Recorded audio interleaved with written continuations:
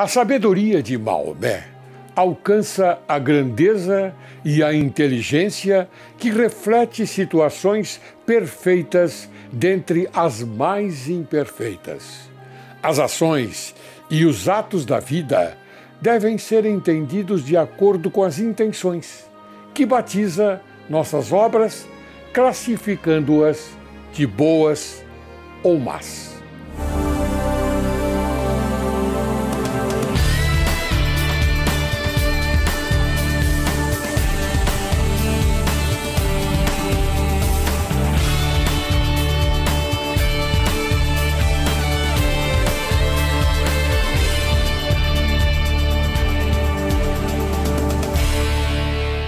Direito e Justiça em Foco é o teu programa. E o Brasil, teu país. Inicio o programa de hoje com a citação de Schiller. Aspas. Uma única força move o mundo. O interesse. Fecho aspas. Hoje, Direito e Justiça em Foco apresenta a você, caríssimo telespectador, um tema sobre a necessidade da verdade da democracia. E para falar deste tema, convidamos o jornalista Jorge Serrão, editor-chefe do site Alerta Total, professor, pesquisador independente, palestrante e consultor de empresas. E também o excelente empresário Fábio Chazin, que é empresário e especialista em fusão e aquisição de empresas. Sejam bem-vindos.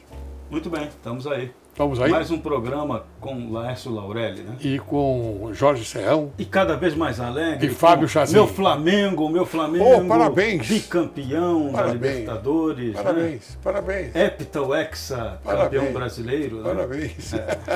Mas nós não ganhou o jogo sem fazer um estrago no Brasil. Porque foi responsável, a vitória do Flamengo foi responsável pelo aumento do preço da carne. Ah, é verdade, porque foram 40 milhões fazendo churrasco todo fim de semana, faltou carne e subiu o preço, né? Tá vendo, telespectador? Olha aí a vantagem. Essa brincadeira é só pra gente chamar... A vantagem dessa brincadeira. É só pra gente chamar a atenção do quanto narrativas idiotas podem ser criadas e você às vezes embarca nelas. Umas são engraçadas, outras são sérias e levam a graves consequências. É por isso que a gente fez essa brincadeira. Não, mas faz muito bem, mas é uma grande verdade. Melhor time nacional, Flamengo. E um exemplo interessante, né? O Jorge Jesus, como técnico, mostrou a importância que você tem de ter um gestor. Alguém que foi um condottiere de um time trazendo conceitos certos. O Brasil tem que aprender isso aí também. A ter quem o conduza e siga o conceito certo. O condottiere. O apelido dele é Mister, é isso? Mister. Mas você falou que... Aqui os jogadores chamam o técnico de professor. E lá na Europa de Mister. Claro. Claro. Você falou que o Flamengo era o melhor time de futebol. É como a democracia. É o melhor na falta dos outros. É como o Churchill dizia, que a democracia é o melhor dos regimes, na falta de um melhor. Certo, né? Exatamente. E por isso que a democracia tem que ser bem treinada, tem que ser bem definida no Brasil. E nós parece que ainda não temos um projeto brasileiro do que seria a democracia ideal para a nossa nação. Mas é o tema de hoje. Temos muito papo autoritário, muita tergiversação, né, do que seria a democracia, mas a democracia efetiva, a segurança do direito, o exercício da razão pública ainda está faltando. É o tema de hoje. Vamos lá. Vai? Vamos para ele. Mas antes eu queria alertar o telespectador, porque quando eu me proponho a falar sobre o Poder Judiciário, eu tenho que falar das coisas que acontecem dentro do Poder Judiciário e em São Paulo, no Tribunal de Justiça. No mês de dezembro deste ano, os tribunais brasileiros, cada um à sua maneira, realizam eleições para sacramentar nomes dos seus dirigentes ao longo de 2 anos. Nas cortes superiores, o que mais acontece é o critério de homologação por antiguidade, e nos tribunais federais não há, podemos assim dizer, uma concorrência ou disputa, sendo pouco os guindados à direção. Em contrapartida, nos tribunais estaduais são 27 no total. A disputa é mais aguerrida, conforme o tamanho e a importância do cenário local.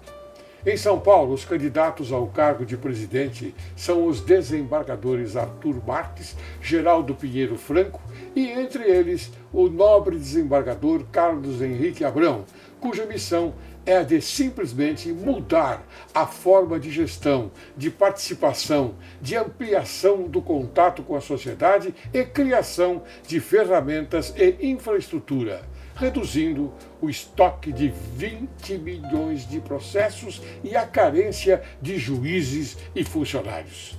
O judiciário esperou muito para sair da retranca e receber críticas diárias sem resposta. E agora, com o legislativo e o executivo literalmente dissociados do melhor ideal de justiça, é tempo de construirmos uma justiça livre e independente, com autonomia financeira e principalmente respeito à cidadania, contendo planejamento, descentralização, controle dos gastos, aumento paulatino de suas receitas. Sem uma renovação total do judiciário paulista, corremos o sério risco de entrarmos em colapso, principalmente em primeira instância, e o distanciamento maior do cidadão. O que você acha disto? Laureli, como sempre, para variar, você foi na veia.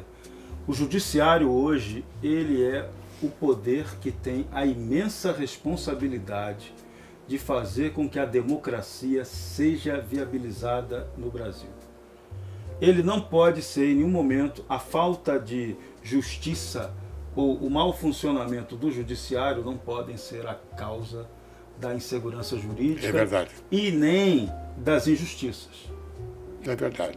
E se você me permite, eu colocaria um complemento aqui na observação do Serrão. Ótimo, que bom. Que é o seguinte: justiça tardia é injustiça, como dizia o nosso Rui Barbosa, não é? Por exemplo, eu tenho um litígio na justiça correndo há 8 anos. E com todas as provas, a defesa do contraditório é o tiro que sai pela culatra. Quem paga o pato é quem é o justo. O injusto acaba protegido por uma miríade de alegações, de recursos, empurrando com a barriga, procrastinando os processos. Não é? 8 anos que ele usa o meu dinheiro para sustentar a defesa do contraditório. Ele faz isso com o meu dinheiro. Ou seja, não há justiça com a coisa de um judiciário paquidérmico, caro, né? E que às vezes acaba sendo falho nas suas decisões finais. Justiça tem que ser um pouco mais rápida. Não a justiça imediata, que ela não existe, mas ela pode ser muito mais célere, ela tem que ser local, ela tem que ser simplificada e ser realmente acessível.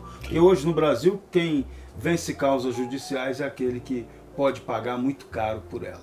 Quem não pode, dança. Ele contrata excelentes advogados, isso, não é verdade? Que estão à mercê de uma boa causa e pronto. Não é? Então, como diz o meu querido amigo Fábio, ele colocou muito bem a evolução do pensamento do nosso Rui Barbosa, não é?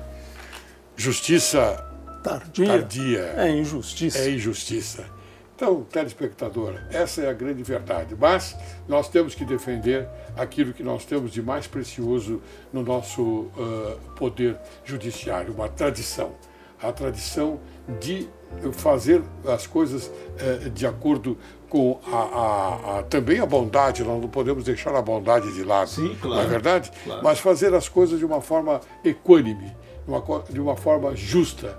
Isso é importante, por isso que eu toquei nesse assunto. Sim, muito bom. Mas eu gostaria de fazer um complemento, que isso não é uma coisa que caiu de paraquedas. Essa cultura veio com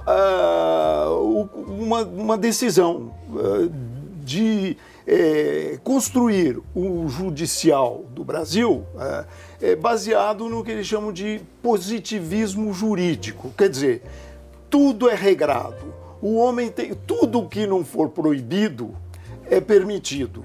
Então, como a gente não pode proibir o livre-arbítrio, então proíbe-se tudo. E o cidadão não tem mais a responsabilidade. Ele fala assim, bom, o que vale não é o que eu penso. O que vale é o que a lei me diz o que eu posso fazer. E a Inglaterra seguiu um outro caminho, né? É o direito comum, né? O direito jurisprudencial, né? E que não é construído pelos tecnocratas dos fazedores de leis e os tecnocratas interpretadores das leis, né? E na Inglaterra o que prevalece nos julgamentos é a defesa oral, né? Como a gente vê nos filmes americanos e normalmente assim, não se passa assim na justiça brasileira. Existe uma defesa oral, mas ela é periférica, ela tem um peso separado, né? Primeiro é documental, depois testemunhal, só depois que é a defesa oral.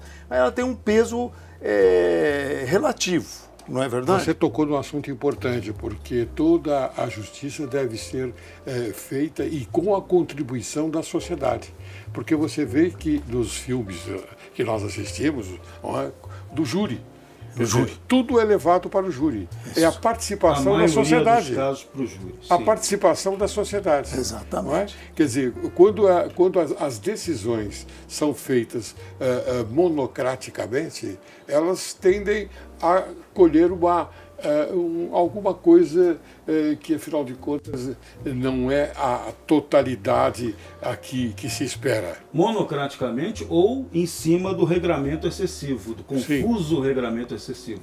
Também nos faz justiça bem assim. Mas eu acho que a monocrática é pior. Ainda é pior. Não ainda é pior. Ainda é pior. Na Inglaterra, existe também a lei escrita, a lei do rei, que é manifestada pelo chanceler do rei. Sim. Mas é tão relativa a importância do rei nas decisões que é só subsidiária, não é? O que conta realmente é o embate da argumentação dos dois advogados face ao júri.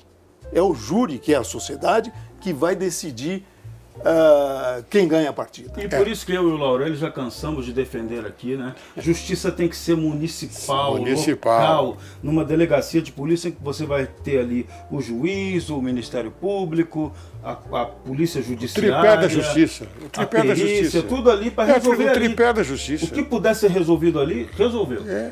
Exatamente. Daria muito mais agilidade se tivesse um modelo federalista, assim, local. Mas, lamentavelmente, as pessoas não estão pensando nessas particularidades que não ofendem a liberdade. Sim, mas é nisso que agora a gente tem que fazer esse discurso da solução. Parar de mimimi, parar de ficar reclamando, o judiciário não funciona, a justiça é ruim. Não, a gente tem que resolver, trazer solução. Uma solução para baratear a justiça e agilizar o trâmite é essa justiça local. Muita coisa. Aí nós só teremos que julgar, vai para o Tribunal de Justiça, só aqueles casos muito mais complicados, que exigem um tempo, uma tecnicidade, né? Uma perícia mais bem feita. Mas casos simples resolvem na hora. Como as cláusulas pétreas, por exemplo. Sim, as cláusulas pétreas, que são dispositivos legais previstos em Constituição Federal. E esses dispositivos não podem ser alterados, nem mesmo ser propostas de emenda à Constituição, ao contrário das demais cláusulas que podem ser alvo de alteração ou revisadas. O termo jurídico em latim, pétrea, faz alusão àquilo que é como pedra, imutável, perpétuo. Uma cláusula é um artigo de lei, um conceito jurídico que traz por definição um direito ou um dever. Em outros artigos postados, nós podemos salientar que, em outros temas, como remédios constitucionais, princípios da administração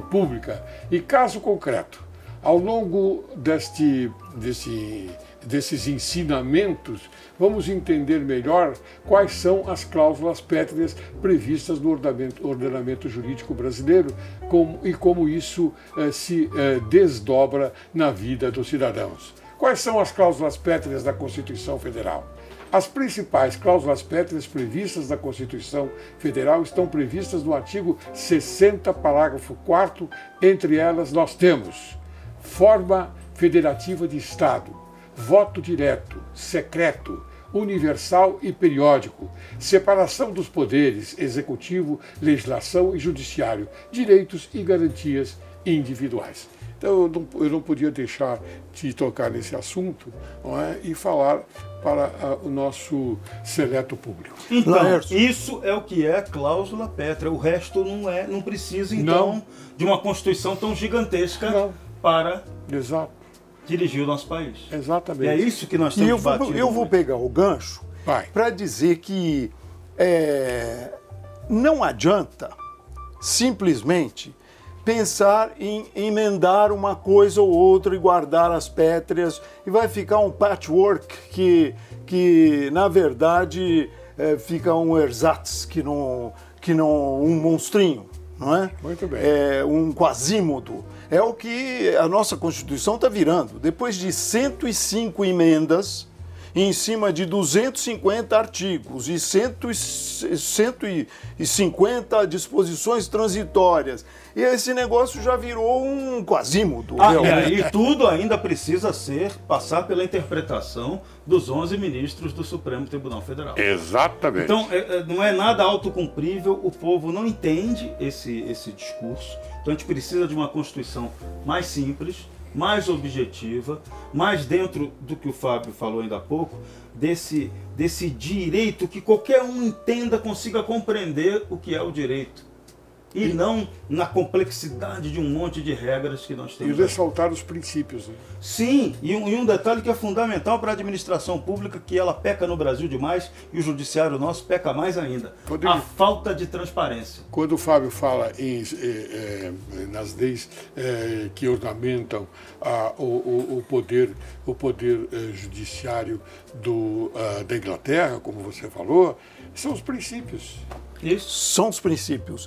A Constituição americana tem 7 artigos. Durou, até hoje, 230 anos.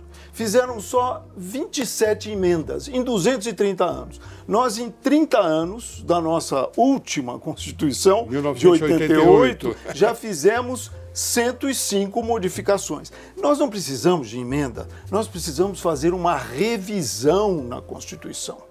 Nós precisamos reunir um grupo que se chama constituintes, né? Criar uma Assembleia Nacional Constituinte, não viciada, não do próprio poder político. Mas com esses políticos que é isso? Não. Tem que ser um outro modelo de escolha do Constituinte. Sim. A gente tem que ter pessoas com notável saber que se candidatem a constituinte, e aí a gente vai votar especificamente, vai escolher aquelas pessoas de reconhecido saber para participarem dessa constituinte. Principalmente os da sociedade, né? Porque a sociedade tem que ser incluída nisso. A própria sociedade não pode ser um representante. Deixa eu falar uma coisa sobre os representantes. Você tocou num assunto importante, Fábio. A própria sociedade, e não pode ser um representante da sociedade. Olha, porque o representante da sociedade, desculpe, ele tem outros interesses. Fica com outros interesses. Fala-se muito em democracia. É muito bonito, nós vivemos uma democracia. Democracia tem que ser uma coisa fácil de entender. Não pode ser uma... O que quer dizer esse assunto aí? Democracia é o poder do cidadão. Na nossa democracia, o poder não é do cidadão, é do representante do cidadão. Do representante do cidadão. E que atua dentro de uma máquina de um Estado centralizado, corrupto, e que faz a democracia, entre aspas, do jeito que interessa. Porque interpreta a lei como quer, como interessa, como é conveniente. E não como a lei tem que ser, e não como ela é. E ele manifesta os seus interesses. Isso. Você estava aqui presente quando eu iniciei o programa e falei de Schiller, do interesse. O interesse. O interesse é mundial. Não é? O interesse é o primeiro, é o primeiro interesse que se manifesta no homem. Por isso que a gente Olha tem que ter, só, por isso que é a o gente tem que ter primeiro uma longa- interesse. A gente tem que ter uma longa discussão para definir o projeto estratégico de nação do Brasil. Antes de fazer isso, não dá para ter Constituição, nova Constituição. Primeiro você tem que discutir que nação você quer. E a gente não para fazer essa discussão. Acho que nós temos que fazer essa discussão. Temos que forçar os políticos a fazerem isso. O presidente Bolsonaro deveria, nesse seu governo de transição, liderar esse processo. É verdade. Como forçar os políticos? Torcer o braço do cara? Não. E tem que ter algum método mais inteligente e sutil. Eu acho que nós estamos com a mão boa. É um grande momento que nós estamos vivendo no Brasil. Se nós queremos redefinir a democracia, nós temos que criar um regime que seja de inclusão e não de exclusão do cidadão. Garantidor da liberdade efetiva do cidadão e não um cidadão que depende do Estado para tudo. Isso não é liberdade, isso não é democracia. Bem, falando em liberdade, eu vou pedir licença para vocês para chamar um pequeno intervalo. Tá bom? Você está livre para isso? Estou livre, então. Então você aguarde que logo, logo retornaremos.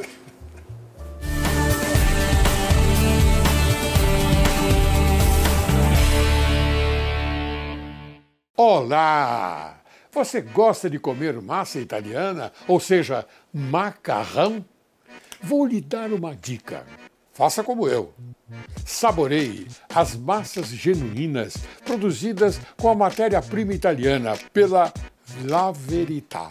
São massas deliciosas. Fusilli, gnocchi, ravioli, penne, spaghetti, fettuccine, rondelli, lasanha e outras também de excelente qualidade.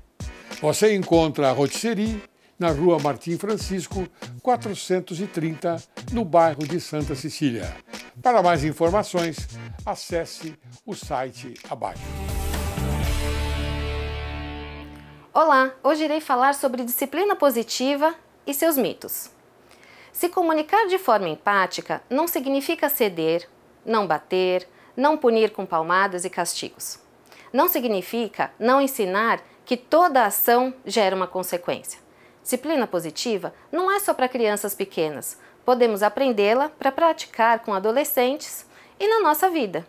Disciplina positiva não é algo da modernidade. É algo que resolve conflitos, baseados em reconhecer a humanidade que existe em todos nós, para resguardar o respeito que merecemos. Disciplina positiva não é somente sobre ferramenta. É sobre uma visão de mundo, onde todos merecem dignidade, respeito e crescer em segurança. Disciplina positiva não é bom somente para as crianças, mas também para a família como um todo, que pode aproveitar a maternidade e paternidade de forma mais leve e saudável. Praticar disciplina positiva não é uma tarefa de final de semana, é para uma vida.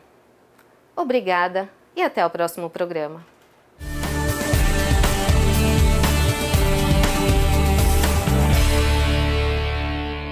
Retornamos. Hoje conversando com os excelentes convidados. Aqui do meu lado, Jorge Serrão. E do outro, o nosso querido amigo Fábio Chazin. Olha aí que maravilha.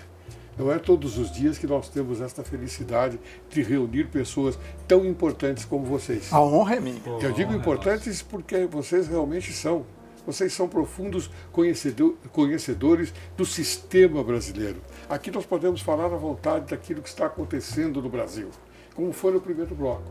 E agora, então, no segundo bloco, nós vamos estender. Queria perguntar ao nosso querido Fábio Chazin sobre o crime organizado no Brasil. Ele é da mesma natureza de que um dos trabalhos de Hércules sobre alguma façanha? Eu agradeço que você me faz essa pergunta, que eu agora recentemente publiquei um artigo fazendo essa analogia. E por coincidência eu li. Ah, muito obrigado então. Porque um dos 12 trabalhos de Hércules, não é? para ele ganhar o assento no Olimpo, ele tinha que realizar 12 façanhas. Uma das façanhas era matar a hidra das várias cabeças. Se não me engano, eram 9 cabeças. Mas cada vez que ele matava uma cabeça, nasciam 2 no lugar. Não é? O crime organizado no Brasil é mais ou menos dessa natureza. É uma hidra. É uma hidra. Você corta uma cabeça, enquadra um bandido, nascem 2 ou vários no lugar dele, com sangue novo, novo vigor, não é? E ocupa esse lugar.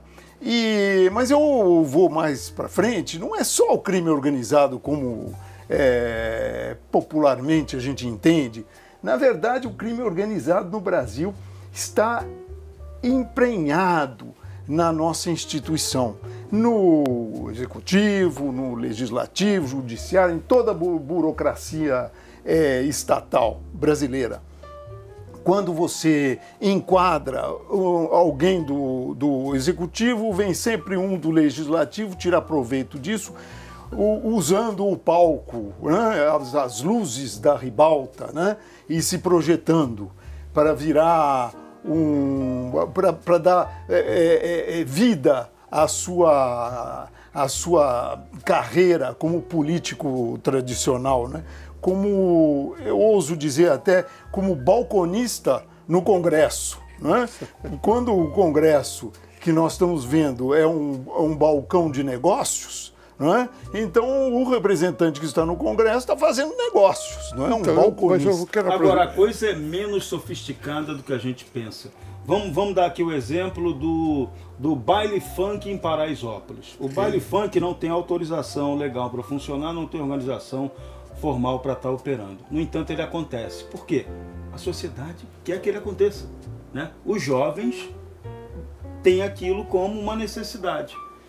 Então, o Estado brasileiro... Mas a necessidade da violência? Não. O Estado brasileiro, que tem a mania de regular tudo, ele é tão incompetente que ele não consegue regular nem o funcionamento de um baile na rua.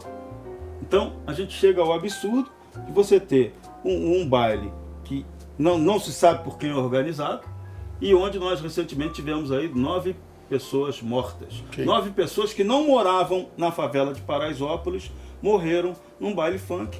Porque aí vem a construção de narrativa mentirosa, porque dizem que a polícia que entrou lá e que causou o tumulto. Sempre a polícia que, então a polícia que causa esse problema. Sempre a sociedade não para discutir que ela é que tem a responsabilidade de fazer o baile funk funcionar corretamente. Tem que ter uma discussão para isso aí. Não adianta você criminalizar o baile funk, como se faz toda semana. O baile é proibido. Se a polícia chegar lá, ela tem que acabar com o baile. Por que ela tem que acabar com o baile? Ela poderia estar lá para organizar o baile e não acabar com o baile. Mas ela interfere pela violência que ocorre. Que alguns espertos ali dentro geram. Então ali dentro, aquele baile, ele acontece por quê? Por que o poder público não mexe no baile? Porque vem aí a eleição municipal, se eu acabar com o baile, eu vou perder o voto. Posso perder 100 mil votos. Me perdoe interromper, eu queria fazer uma analogia disso. Então a sociedade não discute a coisa séria porque tem a demagogia da política. A analogia é a seguinte: no Brasil, a nossa cultura, o poder vem de fora, não vem de dentro. Agora se fala mais Brasil e menos Brasília. E o que quer dizer isso? Mais Brasil quer dizer de baixo para cima e não de cima para baixo. Quando a lei é mais importante do que o consenso, do que o bem-estar das pessoas. Mas a opinião natural das pessoas, o livre-arbítrio. Não pode haver um comportamento correto com cidadania se a imposição vem de fora para dentro. A cidadania implica num comportamento natural do homem. Isso. Não pode ser forçado. Uma cidadania forçada não é cidadania. Não é cidadania. Então, o que nós precisamos no Brasil hoje, de verdade, é democracia de verdade. Com transparência. Vamos voltar a Paraisópolis. Como é que você acaba com o suposto abuso de poder policial? Molezinha. É só botar em cada policial, já tem lá nos Estados Unidos, um lugar um pouquinho mais adiantado, câmera. policial tem que andar com câmera e ele vai filmar toda a operação dele. Sabendo que ele está sendo filmado e que ele está filmando, ele não vai cometer, ele vai pensar 1000 vezes não vai cometer antes nenhum de cometer qualquer nenhum tipo deslize de abuso. E ao mesmo tempo, a gente vai ter o registro comprovado de que eventualmente aquele policial sofreu o abuso do marginal. O marginal que tenta fabricar uma narrativa de que o policial é que reprime ele. Mas ele ataca o policial e fica por isso mesmo. Então, filmando, isso é fácil de resolver. Qualquer camerazinha barata resolve essa questão. Por que o policial, vou aplicar o seu termo, ataca aquele que está, afinal de contas, atacando o policial? Porque ele tem que se defender e tem que defender a sociedade. Sim. Não é verdade? Mas isso tem que ficar bem claro. Então, a imagem, a transparência da imagem vai revelar a verdade objetiva. Será que nós temos que chegar a essa transparência? Precisamos sim. Porque nós estamos vivendo no Brasil?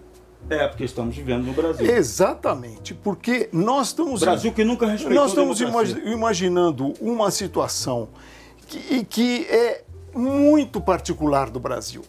No Brasil, não existe liberdade. Isso tudo é consequência da falta da liberdade. O cara não tem liberdade para fazer a festa, o outro não tem liberdade para exercer a sua profissão de policial, o outro ninguém tem liberdade para coisa nenhuma. Não. Por quê? Porque eu vou lembrar a origem da discussão. Lá no século XVIII, lá em 1750, mais ou menos, um dos iluministas, chamado Jean-Jacques Rousseau, ele veio com essa história de que a liberdade era um dever era um direito e um dever ao mesmo tempo. Você só poderia ter o direito se tivesse esse dever. Esse dever, qual dever? De respeitar a lei. Então, a liberdade ficou condicionada ao respeito da lei. A liberdade não ficou condicionada ao livre-arbítrio. A consciência de respeitar a lei. Isso. Mas eu gostaria que vocês me respondessem aqui, o que tem mais valor? A lei tem mais valor? Não, a consciência de respeitar a lei porque você reconhece que aquela lei é correta é o que vale. É isso que é a democracia. Então quer dizer que está faltando... nós aqui no nosso excesso, no regramento excessivo brasileiro, as pessoas não sabem se obedece A ou se obedece B. Então não tem cidadania. A cidadania pressupõe essa liberdade. Quer dizer que o que está faltando é consciência. Consciência da liberdade com responsabilidade. Mas liberdade de consciência. Mas consciência de cima para baixo ou de baixo para cima? De dentro para fora do cidadão. De dentro para fora do cidadão. É isso aí. Isso que nós precisamos. Mas olha... Parece bobo isso, mas isso é muito sério. Mas nós vamos agradecer a Deus, porque estamos num grande momento. Estamos vivos nessa encruzilhada histórica, porque vivemos na era da internet. É a era em que o cidadão pode se manifestar, ele pode participar. Quer dizer, a democracia que hoje em dia é a forma... ela é exercida através da representação de alguém, hoje ela pode ser exercida diretamente pelo cidadão, através da internet. E por isso, quanto mais transparência, melhor, porque você vai ter a internet como ferramenta que vai acelerar esse processo de transparência. Sim. Então, olha que possibilidade que nós temos e que ainda não estamos utilizando bem, mas vamos utilizar. Mas e por que nós não utilizamos? Qual é a referência de não utilizar? É aprendizado, Laurélio. Então, nós estamos num grande aprendizado ainda do que é a utilização de meios de comunicação e da era digital. É também uma resistência por parte do poder instituído, porque eles não querem perguntar para a população pelos plebiscitos que poderiam ser feitos diariamente, como são feitos na Suíça. Sim. Toda semana é feito um plebiscito, um referendo, consultando a população sobre a opinião da população sobre esses aspectos da vida do cotidiano, que implica no no bem-estar do cidadão, é de interesse dele, o Sim. que é interesse dele e o que não é interesse dele. Você iniciou o programa dizendo isso, Exatamente. de que tudo começa com o interesse. Se não dá, se não estende a consulta a quem a determinação é orientada, então é porque não se quer ouvir o lado legítimo Mas da quem história. não quer ouvir são os... O nosso modelo de Estado... Mas quem não quer ouvir são os governantes? O poder- Eu diria que é o poder público. Eu diria São que os governantes. Que é o Estado e seus São governantes. Estados, são os não governantes. estão acostumados Porque a o isso. Estado não está sozinho, ele naturalmente é comandado por alguém. E no Brasil a gente ainda está vivendo essa fase de transição ainda de muito mimimi e pouca solução prática. Eu dei aqui uma solução prática para resolver o problema do abuso de poder policial. Câmera. Ninguém vai mais cometer abuso. Bom, mas Vai diminuir muito. Se eventualmente cometeu o abuso, você tem a prova para condenar aquele policial, aquele agente do Estado que ultrapassou suas prerrogativas. Mas o Estado vai coartar a sua ideia porque ele não vai querer sustentar, não é, cada policial com uma câmera. Nada. Porque custa caro. Nada, não custa. Aí é que tá, não custa. É muito baratinho. Uma... Câmera hoje é baratíssimo. Baratíssimo. Mas a serviço do cidadão. Você perguntou sobre o Estado opressor. É verdade, porque o Estado não está a serviço do cidadão como deveria estar. É o contrário, é o cidadão que está a serviço do Estado. Inverteram as coisas. Então, mais Brasil e menos Brasília, menos Estado e mais E cidadão. aqui no Brasil ainda temos a dimensão criminosa que institucionalizou-se. Então você tem uma máquina estatal que é criminosa, corrupta e que joga contra a sociedade. Tá, eu vou E direto... essa sociedade tem que desmontar essa máquina. Eu vou, não tem outra eu vou conversa. direto ao assunto. Quer dizer, então, que os políticos, eles são culpados dessa situação que nós estamos vivendo? Não, os políticos são reflexos do povo que o elege. Exato. Você tem um povo Sim, mas eles com estão... baixa escolaridade, com baixa cultura, com pouca participação sobre a máquina estatal, um povo que não tem fiscalização nenhuma sobre a máquina do Estado, esse povo vai ser refém. Sim. Então hoje a gente tem que criar mecanismos que coloquem esse povo eleitor fiscalizando a máquina do Estado, fiscalizando o político. Aí nós vamos ter, e investindo maciçamente em educação, que é base familiar, Mas ensino o político de não tem qualidade. interesse, será? Não, Ele mas não tem, mas a gente vai quebrar ele. Mas de que forma, a meu Deus do céu? internet. Fazendo, A criando, internet- gerando esse movimento pela educação. A internet pelo viabiliza. esclarecimento, pela informação. Me Olha aí, perdoe, caro senhores. telespectador, a internet é quem vai meio. naturalmente se manifestar a esse respeito. É o meio. A gente tem que- É a maneira de você, as pessoas- fiscalizar o político. As pessoas de bem vão utilizar a internet corretamente para propor o quê? Para propor um modelo de Estado federalista, em que você vai ter decisões tomadas localmente, o mais próxima de onde você mora, de onde você convive, até chegar ao poder maior. Então isso aí é a construção paulatina de uma democracia. Só pelo federalismo pleno no Brasil, que até hoje não tivemos. A gente tem lá, ele aparece na cláusula pétrea, só que para inglês ver, ARAC. Né? Tem que implantar ele de verdade. Eu expliquei bem o que significa a Plantou cláusula bem. pétrea. Né? Então, isso é bom para a gente aproveitar. Se já está na cláusula pétrea, vamos implantar logo o que está lá. Claro. A República também não foi internet- implantada até agora, então vamos implantar A República. internet está viabilizando a verdadeira democracia no Brasil. Está dando voz Sim. para o cidadão. Ela permite através a difusão. da compartilhamento das informações. E da difusão do conhecimento que permite você, usando bem o conhecimento, construir sabedoria. Então hoje é muito mais fácil. Se você quiser hoje, você pega o seu telefonezinho, isso aqui é uma universidade, é um pós-doutorado. Você aprende tudo o que você quiser utilizando, navegando aqui no seu Então, smartphone. meu Deus do céu, mas não há necessidade, já que nós estamos falando neste tom, não há necessidade de se criar, então, uma nova Assembleia Nacional Constituinte? A gente vai caminhar para isso, que vai ter que ser. A gente primeiro vai ter que criar um movimento para definir que Brasil queremos. Ainda não definimos que Brasil queremos.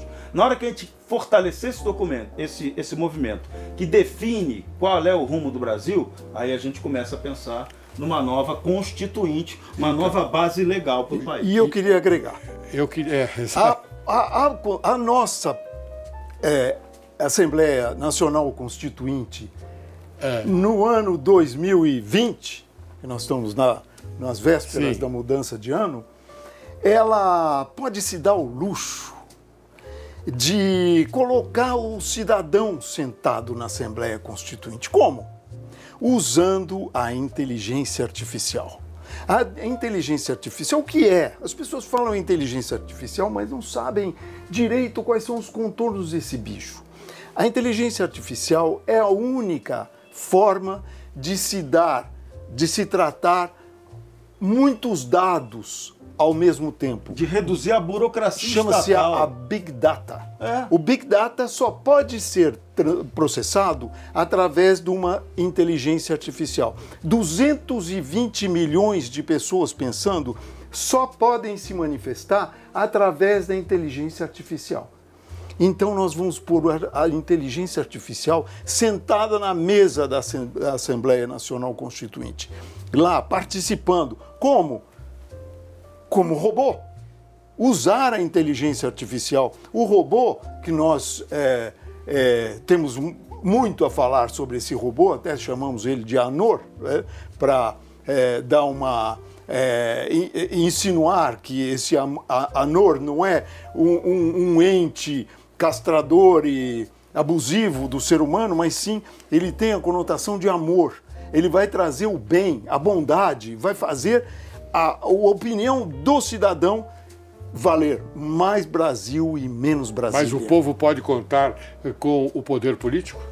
Pode, ele tem que exercer o poder político. Hoje eu recebi aqui um materialzinho interessante de um pensador federalista brasileiro, Thomas Korontai, que ele diz o seguinte: o Brasil tem 570 mil sessões eleitorais, com média de 250 eleitores em cada uma. Diferentemente de 20 anos atrás, você hoje pode contar a célula dos votos publicamente, com segurança e baixíssimo custo, na própria sessão eleitoral, em apenas meia hora. Então, dá para ter voto eletrônico, mas dá para ter também o voto impresso com contagem imediata e rápida, porque o sistema está mais bem organizado. Mas o povo... Temos que inovar. Mas o povo pode contar com a seriedade dos políticos de hoje? A gente vai ter que criar políticos sérios, é isso. E o voto é que cria. Antigamente a gente dizia, eu não fiz isso porque eu não sabia. Hoje em dia, com a internet, não tem mais essa desculpa. Não tem mais isso. Se o sujeito quiser participar e participar da política, da vida política, e não da politicagem disfarçada da política, da real vida política no Brasil, é só usar o seu celular e dar o palpite. Aurélio, a própria eleição surpreendente do Bolsonaro foi uma demonstração de que o brasileiro quer mudança. Participou da política. Essa eleição do Bolsonaro não estava no script. E foi o melhor que aconteceu. Não estava no script, aconteceu. A gente vai ver agora se ao longo do tempo foi realmente o melhor que aconteceu. Mas que foi uma vontade manifesta do povo, foi. E é isso, é para aí que temos que caminhar. Mas o day after das eleições, nós não podemos dar um carimbo. O Bolsonaro passou, o Bolsonaro não passou. Não pode ser assim. Porque o Bolsonaro, ele recebeu uma máquina de um jeito, vai devolver de outro jeito. A gente não, ele vai fazer o que é possível. Bolsonaro é um elemento de transição, como a gente tem insistido bastante. Nós não podemos julgá-lo definitivamente. Bom ou ruim? Não pode ser. Não. Ele vai fazer o que é possível. Ele tem que ir lá beijar a mão do Congresso toda hora. E ainda tem esse judiciário que desfaz o que o outro faz. Quer dizer, ele está Ele recebeu uma máquina comprometida. Isso. E agora a nossa luta tem que ser definir que Brasil queremos para mudar essa máquina. Muito bem. E criar leis que façam o Brasil funcionar de verdade. Muito bem. Através de uma nova Constituição. Não adianta remendar. Precisamos revisar. Enxugar e simplificar essa daí. Meus queridos amigos, eu já estou terminando o programa. Lamentavelmente, eu tinha muitas perguntas a fazer a vocês, mas nós conseguimos criar um ambiente aqui. Aliás, vocês conseguiram, ambiente muito bom, e tenho certeza absoluta que o telespectador ele está adorando este programa, viu, Chazinho? Viu, Serrão? Tenho Com certeza certeza, e absoluta. a gente também agradece ao telespectador por ter a paciência no seu domingo, fim de domingo, estar nos ouvindo, mas a gente está levando coisa prática, coisa séria, Que coisa boa. possível. Você que está aí nos assistindo pode colaborar nesse processo de transformação. Acredite, tenha fé, vamos mudar o Brasil. Ótimo. E se Eu não sou candidato a nada, por favor.